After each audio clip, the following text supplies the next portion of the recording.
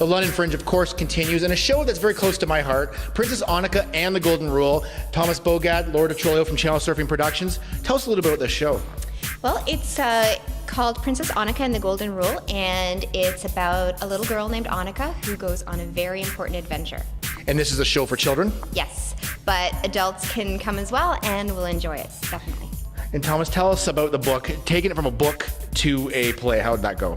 It was actually a fairly long process, but I really enjoyed it. I mean, a lot of difficulties, of course, changing a book into a play, training, narration into dialogue and developing characters, adding new things and stuff like that. But it was it was a lot of fun, actually, and had a lot of help, and I think we came up with a pretty good play.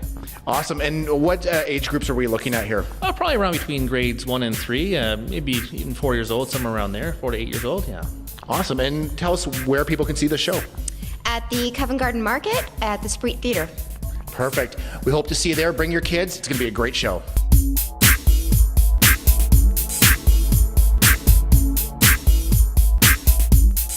We're here at the Playground, 207 King, which is venue 9 at the London Fringe Festival. We've got Eva, we've got Anne, we've got Justin from Passion Fool, and your show is called Debris. It is. And can you tell us a little bit about it?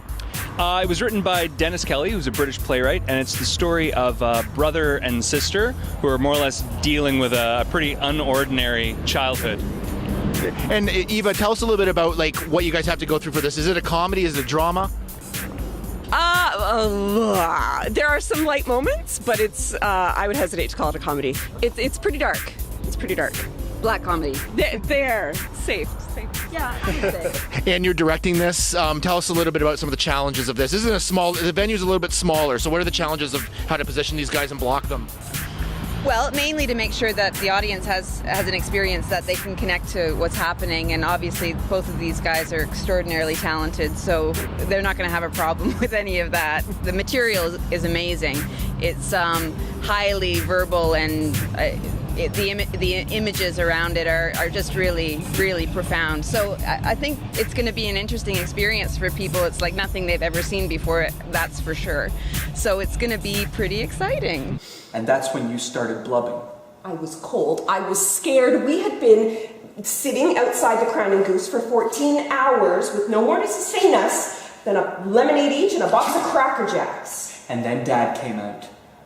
His arm round Uncle Larry. Vomit down his front made him look like his throat had been cut.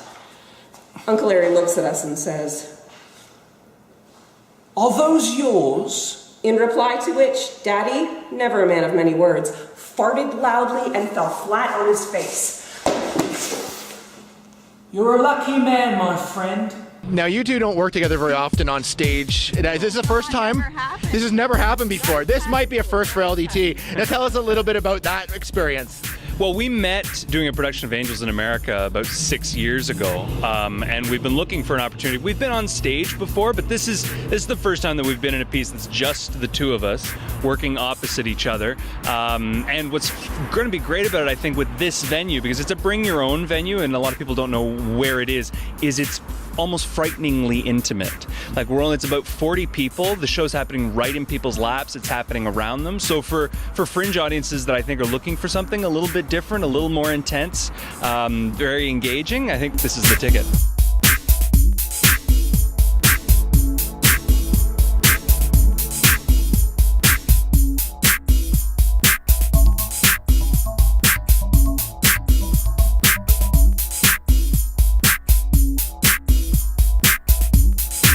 LDT Online is sponsored by Devoke, professional hair and professional training.